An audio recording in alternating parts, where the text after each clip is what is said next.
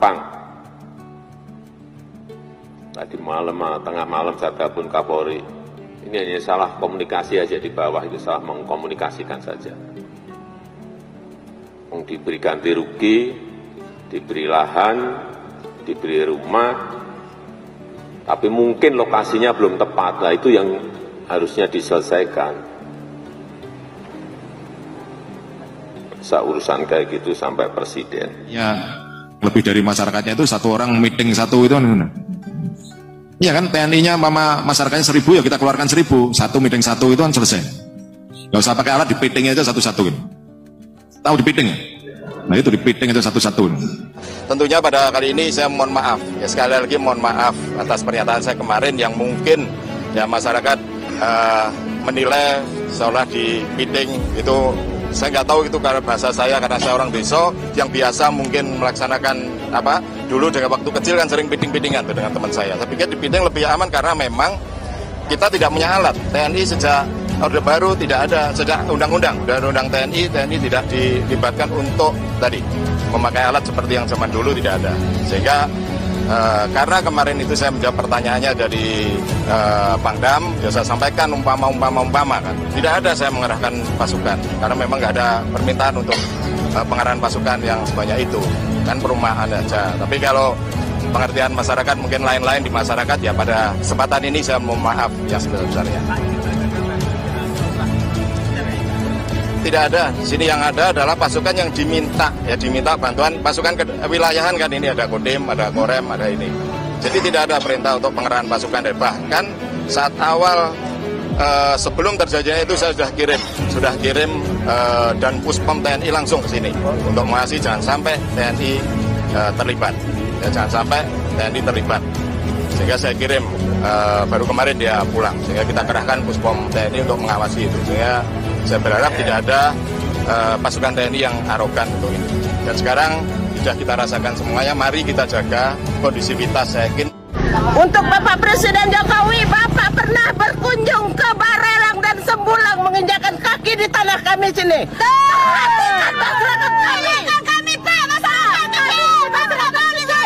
Jadi sebetulnya ini pola tentang konflik agraria yang makin lama makin tinggi di era Pak Jokowi. Itu juga yang terjadi di Rempang tuh. Rempang adalah wilayah yang sebelum Indonesia merdeka udah dihuni oleh masyarakat Melayu. Tiba-tiba atas nama hak negara untuk membagi-bagi tanah itu, masyarakat itu digusur tuh.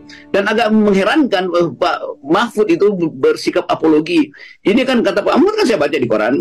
Kata Pak Mahfud, ini bukan soal penggusuran, ini soal hak yang memang sudah dibagikan negara pada investor. Lalu orang bertanya, investornya siapa? Ternyata investor dari Cina itu kan. Itu menimbulkan lagi iri hati itu. Masyarakat Melayu dari 1834 sudah ada di situ. Investor Cina 2024 baru memulai investasi di situ karena kebutuhan Indonesia akan modal asing kan. Jadi di dalamnya ada problem yang mendasar. Ini komunitas yang udah jadi. Kalau bilang itu merampas hak investor, itu negara harus kembalikan pada investor. Loh, di situ ada sekolah. Sekolah itu artinya negara menyetujui ada komunitas di situ kan. Anak-anak itu justru yang berhak untuk meneruskan hak mereka belajar dengan tenang di Rempang, bukan investor. Jadi kita mau lihat itu dari dimensi kesejarahan, itu hak masyarakat adat di situ untuk merawat kultur di situ. Oh, ini gampang, nanti kita pindahin. Begitu dipindahin, kulturnya bubar itu. Jadi yang kita sebut sebagai keadilan sosial dan martabat manusia, kemanusiaan yang adil itu nggak diperlihatkan. Walaupun akhirnya Pak Sigit mengakui bahwa iya itu ada kekerasan, karena itu kembali pada negosiasi. Tapi justru Pak Mahfud yang bersikeras, itu nggak perlu sebetulnya negosiasi itu belas kasihan doang bisa tuh. Jadi kelihatan bagaimana negara itu arogan terhadap rakyatnya sendiri. Ya itu komunikasi yang kurang baik. Saya kira kalau warga ajak bicara, diberikan solusi, karena di situ sebetulnya sudah ada kesepakatan bahwa warga akan diberi lahan 500 meter plus bangunannya 40 tipe 45. Tapi ini kurang dikomunikasikan dengan baik sehingga terjadi masalah. Tapi menurut saya nanti mungkin besok atau lusa Pak Menteri Bahlil akan ke sana akan memberikan penjelasan mengenai ini. Saya lihat Presiden mencuci tangan. Presiden mencuci tangan. Ya, kalau di kita itu orang bilang ini praktek Pontius Pilatus. Pontius Pilatus, ya. Di saat begini harusnya Presiden ingat pernyataannya, lindungi rakyat. Lindungi rakyat. Ya. Harusnya stop proses di sana. Ya, iya betul dong. Sudah waktu pulihkan kepercayaan masyarakat. Ya, masyarakat dalam secara moral mereka udah runtuh. Ya, mereka tidak percaya aparat tidak negara. Percaya, ya. Saya pun ya tidak percaya. Kalau perlu tunda setelah pemilu baru proses ini dilanjutkan. Yang terjadi di Rempang sekarang nggak lebih kurang juga sama. Itu orang dari zaman dulu sudah hidup di situ, pemilik. Kita mengusir penjajah supaya tanah air punya kita. Kalau kita membangun terus yang menikmatin orang rakyatnya, diusir rakyatnya, dibulldozer, gimana? Ini pikirannya begini. Yang hancur yang kecil-kecil ini, yang besar tambah besar. Ini kan kebijakan kita yang bikin. Integrator segala macam itu kan kita bikin peraturan. Ternyata malah dia ngatur mereka, ini untung. Di mana letak kemerdekaan kita kalau segala kita diatur mereka, napas kita diatur mereka? Ini kan kesalahan kita, artinya kita harus cek ini. Saya setuju panja itu Pak, supaya kita bongkar ini. Jangan dikira kita bikin yang dengarnya nama aduh hebat integrator begini, ujung-ujungnya nggak ada yang ngontrol. Kalau misalnya ditentukan 20%, nggak ada yang siapa yang ngontrol. Karena yang lebih ngontrol mereka kalau punya amplop untuk ngontrol itu. Undang-undang ini bisa dikontrol dengan amplop Pak di negara kita ini.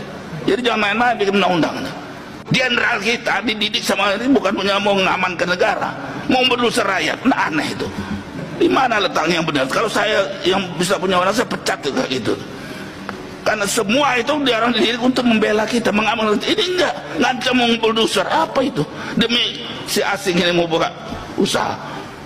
Ini dalam bidang kayak ini juga sama, selalu berpihak kepada mereka. Dan kalau nggak boleh mereka yang ngaturnya lagi kembali dengan amplopnya itu. Ini kita terbuka nih ngomong. Ini hak kami di PR untuk bicara. Jadi menurut saya Pak, begitu banyak ini kesempatan, jangan disia-siakan. Buka aja, jangan ditutup-tutupin. Sungkan-sungkan nggak ada itu. Sudah nggak zamannya lagi Pak. Dan berhentilah ngomong berpihak rakyat kalau masih begitu caranya. Nggak peduli saya. Jangan ragu-ragu. Kita ini pribadi berbicara pribadi Pak. Kadang cuma pencitraan dulu. Nah, jadi kita jangan pencitraan lah. Saya terus terang saja melihat, menurut saya kita baru ngomong aja berpihak pada rakyat. Ya. Dan apa yang katakan orang misalnya Pak ya, kalau mau dibangunkan di Rempang itu rakyat itu dididik supaya bisa bekerja di situ, bukannya diusir, di bulldozer. Kalau kita bikin jalan tol, orang rakyat di situ harus dapat juga untung. Jangan dibeli tanahnya dengan murah, diusir, tapi dia punya share karena lewat di daerah dia. Begitu caranya. Kalau betul berpihak pada rakyat, apapun yang dibangun di situ, rakyat itu mesti nikmati karena tanahnya punya dia. Kalau nggak sama dengan penjajah, usir aja lagi. Maka saya bilang tadi, kalau mereka menjajah ngatur konten, saya lebih pengusaha itu kita usir. Nah begitu, tumbuhkanlah pengusaha kita yang benar.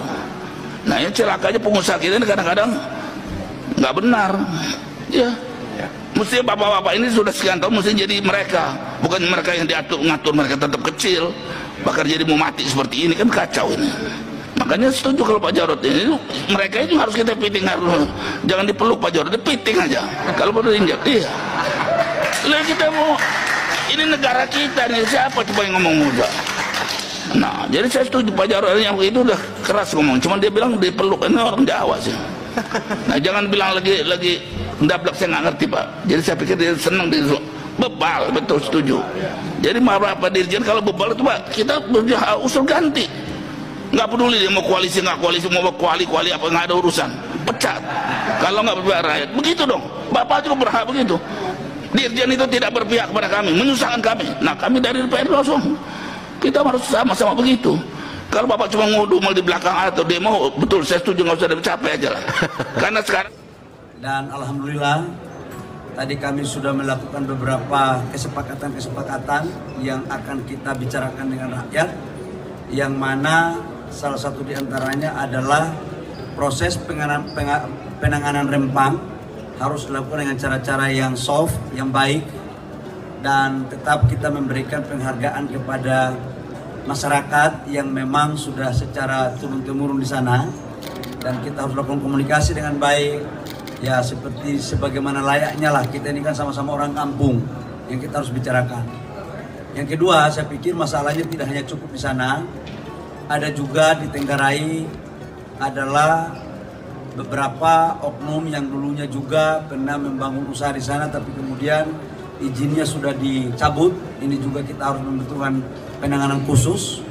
Yang ketiga adalah BP Batam dan Gubernur kami bertiga juga telah bersepakat untuk kita akan melakukan rapat terus menerus setiap minggu, dan urusan keamanan Pak Wakapolri juga sudah menjamin bahwa akan dilakukan secara soft semuanya. Namun yang penting juga saya sampaikan bahwa perlakuan sebagian teman-teman kita dalam melakukan demo juga harus terukur. Saya lihat batu di pukul polisi itu juga kan nggak bagus itu. Saya sebagai mantan demonstran, mantan aktivis, melihat itu di luar kelaziman yang pernah kita lakukan pada saat dulu. Saya pikir itu teman-teman, yakinlah bahwa ini investasinya, ini untuk kesejahteraan rakyat. Ini menciptakan lapangan pekerjaan, meningkatkan pendapatan, dan masyarakat yang akan kita geser, pergeseran dari pulau itu mereka juga akan diberikan haknya. Yang pertama itu adalah tentang tanah 500 meter persegi langsung alas hak. Yang kedua itu adalah tipe rumah tipe 45 yang kurang lebih sekitar 120 juta. Yang ketiga adalah uang tunggu transisi sampai dengan rumahnya jadi, per kepala itu adalah 1.200.000, per kakak ditambah 1.200.000 untuk uang rumah. Yang berikut yang saya harus sampaikan adalah bagi warga yang memang alas haknya sudah ada dan bangunannya itu bangunan yang bagus, yang bukan tipe 45, contoh tipe 45 cuma harganya 120 juta, tapi ternyata rumahnya itu dihargai 350 juta, contoh, itu akan dinilai oleh KJPP dan selisihnya itu akan diselesaikan oleh BP Batam, termasuk dengan tanaman keramba, tanam tumbuh, keramba ikan, sampan di laut, semua ini akan dihargai secara proporsional sesuai dengan mekanisme dan dasar perhitungannya. Jadi yakinlah bahwa kita pemerintah juga punya hati. Yang berikut saya mohon ini jangan dipolitisir. Jangan dibuat seolah-olah Pak Gubernur dan Pak Wali Kota ini ada masalah. Dua-duanya ini kan abang saya ini. Tadi saya ngomong sama mereka dua fan-fan aja kok. Jadi kalau boleh janganlah, kita ini mau bangun negara. Urusan politik tunggu pemilu. Kalau mau urusan menjadi bupati, mau jadi wali kota, mau jadi gubernur, tunggu pilkada. Jadi kita urus dulu penciptaan lapangan pekerjaan. Tadi arahan Pak Tito, APBD Provinsi Kepri ini 4,1 T. Untuk peningkatan PAD-nya tinggi, itu harus lewat investasi. Masa sih kita kalah dari negara tetangga daripada gitu? Saya pikir itu teman-teman. 2004 sudah ada MOU antara BP Batam, Beko Batam, dan PT MEK. Dan hari ini perjanjian itu dimunculkan kepada kita, terutama kepada BP Batam, bahwa mereka akan investasi kembali. Artinya saya meneruskan apa yang telah disepakati pada tahun 2004. Oleh PT MEK kita terusin. Dan saya dipanggil ke pusat, tapi ini adalah kebijakan dari pusat sampai ke daerah. Kebijakan pusat sampai ke daerah, seluas yang disampaikan oleh adik Pian tadi. Kita sudah dipanggil berapa kali ke Jakarta. Ini adalah kebijakan pusat sampai ke daerah. Makanya kami dipanggil ke Menko Perekonomian, Menko Marves, BKPM, dan Menko Polhukam. Bukan berarti kita tidak memperjuangkan. Kita memperjuangkan, kita punya wewenang yang terbatas. Karena kita daerah adalah perpanjangan pemerintah pusat yang harus kita lakukan. Tapi permintaan kita tentu kita tidak akan menyusahkan Bapak Ibu sekalian. Perjuangan ini belum usai. Karena batasnya juga tidak tahu hutan lindung di mana, tinggal Bapak Ibu di mana, ini yang memverifikasi. Setelah ini selesai, kita akan kembali ke Jakarta, akan kita jelasin permasalahan sebenarnya. Bahwa yang permintaan Bapak Ibu ada 16 kampung tua yang minta dikeluarkan daripada pengembangan investasi. Ini yang mau kita sampaikan Bapak Ibu sekalian. Saya masih belum dapat satu keputusan dari pusat tentang penggantian ini, maka saya tidak ketemu dengan Bapak Ibu sekalian. Makanya hari ini saya terima kasih banyak bisa ketemu Bapak Ibu sekalian. tentu kalau kita ingin mendudukkan masalah ini, tidak hanya kita sendiri, tentu dari perwakilan Bapak Ibu akan kita libatkan supaya nanti Bapak Ibu tahu permasalahan kondisi yang ada baik di daerah ataupun di pusat Bapak Ibu sekalian. Dan kepada Pian dan adik-adik sekalian, silakan aja kalian menunjuk siapa saja, kita bisa duduk dan kita bisa berangkat dan kita akan selesaikan dan kita akan biayai semua untuk Bapak Ibu nanti bisa menyampaikan kepada yang pertama pasti Bapak Menko Perekonomian karena yang membawa BP Batam. Yang kedua pasti ketemu dengan Bapak Bahlil karena sebagai Menteri Investasi. Ketiga pasti ketemu dengan Bapak Menko Polhukam karena sebagai penanggung jawab keamanan di Republik Indonesia ini. Jadi semua sebetulnya belum usai Bapak Ibu sekalian karena diprovokasi, diisukan terlalu banyak sehingga susah untuk kita bicara. Maka hari ini Bapak Ibu datang, saya sampai terima kasih. Mudah-mudahan kedatangan ini akan membuat sesuatu yang baik buat Bapak dan Ibu sekalian. Assalamualaikum warahmatullahi wabarakatuh. Jumpa kembali dengan Ocha M Channel, channelnya berita dan gosip kesayangan. 5 fakta provokator di aksi bela Rempang jadi tersangka. Polda Metro tangkap penyebar ajakan serang polisi di aksi bela Rempang. Potret pria penyebar seruan serang polisi di aksi bela Rempang. Pemuda asal Bekasi ditangkap polisi karena menyebarkan provokasi terkait aksi bela Rempang. Pemuda inisial YSR 23 ditangkap karena menyebarkan ajakan untuk menyerang polisi di aksi bela Rempang di Patung Kuda, Jakarta Pusat. YSR tertangkap setelah polisi melakukan patroli siber menjelang demo Rempang di Patung Kuda, Jakarta Pusat, pada Rabu tanggal 20 September tahun 2023. YSR ditangkap di rumahnya di Jalan Intan, Kayu Ringin, Bekasi Selatan, Kota Bekasi. Adapun, seruan tersangka di media sosial adalah mengajak warga untuk menyerang polisi dengan air keras. Seruan itu disebar pelaku sehari sebelum demo bela Rempang digelar di Patung Kuda, Jakarta Pusat, Rabu tanggal 20 September tahun 2023. Kasus ini terungkap dari patroli siber yang kemudian ditindaklanjuti dengan pembuatan laporan polisi model A dengan nomor laporan LPA 84IX 2023 SPKT POLDA Metro Jaya. Polisi melakukan penyelidikan dan menangkap tersangka di kediamannya di Bekasi Selatan, Kota Bekasi. Atas perbuatannya itu, YSR ditetapkan sebagai tersangka. Berikut fakta-faktanya. Sebar provokasi sehari jelang demo, Ade Safri menjelaskan tersangka ditangkap pada Rabu tanggal 20 September tahun 2023 atau di hari pelaksanaan demo, aksi bela Rempang, digelar di Patung Kuda, Jakarta Pusat. Tersangka menyebarkan video berisikan narasi ajakan yang memprovokasi warga untuk menyerang polisi melalui media sosial, malam hari sebelum demo digelar. Tersangka YSR ditangkap di Jalan Intan, Kayu Ringin, Bekasi Selatan, sekitar pukul 6 waktu Indonesia Barat, Rabu tanggal 20 September tahun 2023, kata Dirkrimsus Polda Metro Jaya Kombes Ade Safri Simanjuntak, dalam keterangan kepada wartawan. Kamis tanggal 21 September tahun 2023. Bukan bagian dari pendemo, diketahui, demo soal Rempang digelar masa Gerakan Nasional Pembela Rakyat, GNPR, di Patung Kuda, Jakarta Pusat. Pada Rabu tanggal 20 September tahun 2023 kemarin. Namun, Ade Safri memastikan pelaku bukan bagian dari massa. Bukan dari kelompok tersebut. Postingan dilakukan tersangka pada malam hari sebelum pelaksanaan aksi unjuk rasa, keesokan harinya di Patung Kuda, imbuhnya. Isi ajakan serang polisi. YSR menyebarkan video disertai caption yang bernuansa provokasi di akun media sosialnya. Dalam unggahan tersebut tersangka mengajak massa untuk membawa botol berisi bensin dan air keras lalu melemparkannya ke polisi yang mengamankan demo.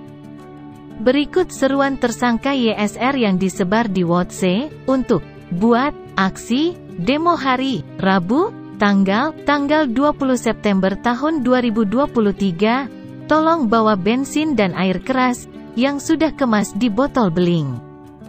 Dan bawa obor api, dan terus dilemparkan, kita lemparkan, ke aparat, ke polisi, sampai kena ke aparatnya langsung, sampai kena ke polisinya langsung, dan aksi, demo. Bela Rempang dan Galang di patung kuda depan seberang Monas depan Monas, hari, Rabu, tanggal 20 September tahun 2023, itu, harus dan wajib ikut demo, harus dan wajib datang ke tempat demo, ya. Titik.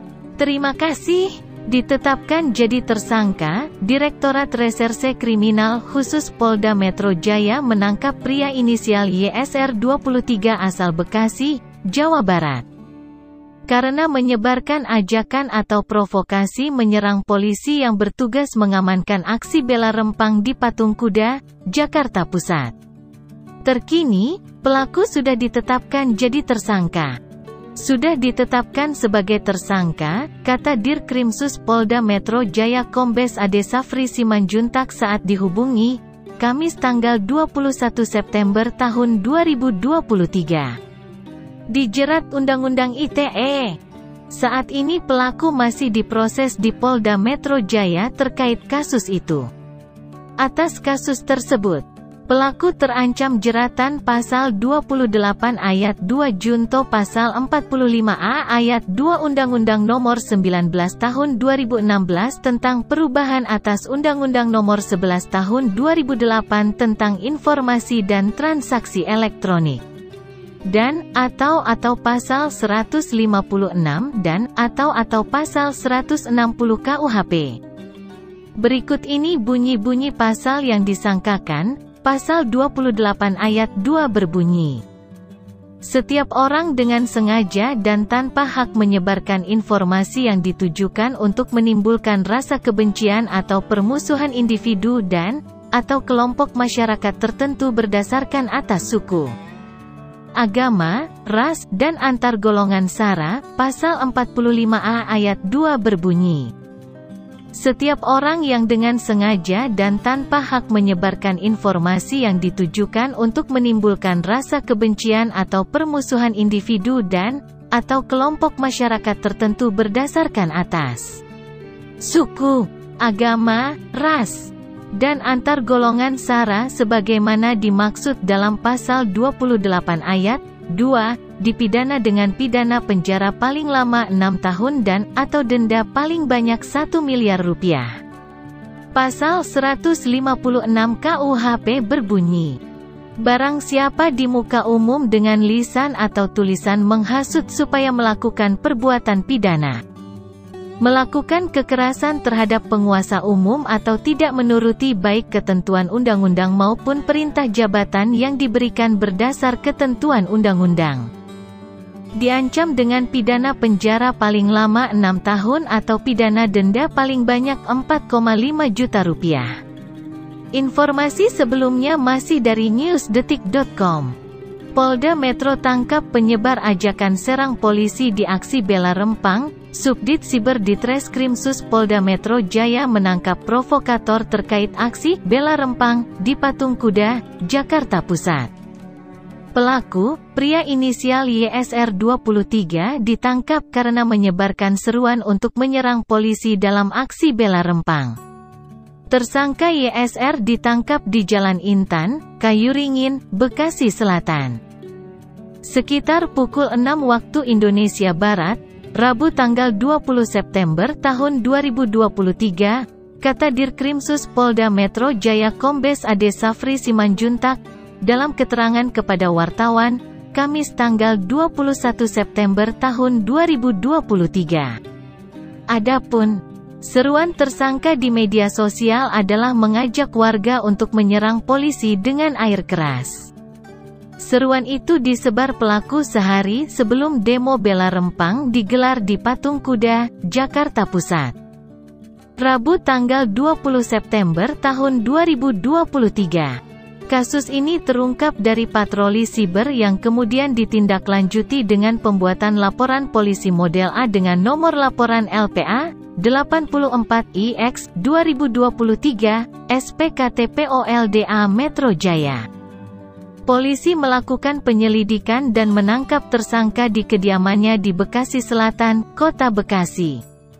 Ade Safri menjelaskan tersangka ditangkap pada Selasa tanggal 20 September tahun 2023 atau di hari pelaksanaan demo, aksi bela Rempang, digelar di Patung Kuda, Jakarta Pusat. Tersangka menyebarkan video berisikan narasi ajakan yang memprovokasi warga untuk menyerang polisi melalui media sosial, malam hari sebelum demo digelar.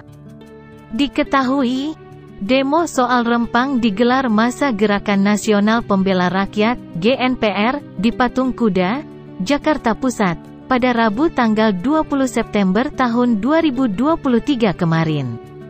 Namun, Ade Safri memastikan pelaku bukan bagian dari massa. Bukan dari kelompok tersebut. Postingan dilakukan tersangka pada malam hari sebelum pelaksanaan aksi unjuk rasa, keesokan harinya di Patung Kuda, imbuhnya. Saat ini pelaku masih diproses di Polda Metro Jaya terkait kasus yang ada. Atas kasus tersebut pelaku terancam jeratan pasal 28 ayat 2 Jo pasal 45A ayat 2 Undang-Undang Nomor 19 Tahun 2016 tentang perubahan atas Undang-Undang Nomor 11 Tahun 2008 tentang informasi dan transaksi elektronik dan atau pasal 156 dan atau pasal 160 KUHP. Yang terjadi di wilayah hukum Polda Metro Jaya, Jalan Jenderal Sudirman Kaf. 55 Senayan, Jakarta Selatan. Potret pria penyebar seruan serang polisi di aksi bela Rempang, pria inisial YSR 23 asal Bekasi, Jawa Barat, ditangkap polisi karena menyebarkan provokasi terkait aksi bela Rempang di Patung Kuda, Jakarta Pusat. Tersangka menyebarkan ajakan untuk menyerang polisi dengan air keras. Dari foto yang diperoleh Detikcom, tersangka YSR terlihat berkacamata. Dia memakai kaos berkerah warna kuning saat ditangkap polisi. YSR ditangkap setelah tim Subdit Siber Ditreskrimsus Polda Metro Jaya melakukan patroli siber. Dalam patroli tersebut polisi menemukan postingan tersangka di media sosial yang berisikan video. Wassalamualaikum warahmatullahi wabarakatuh.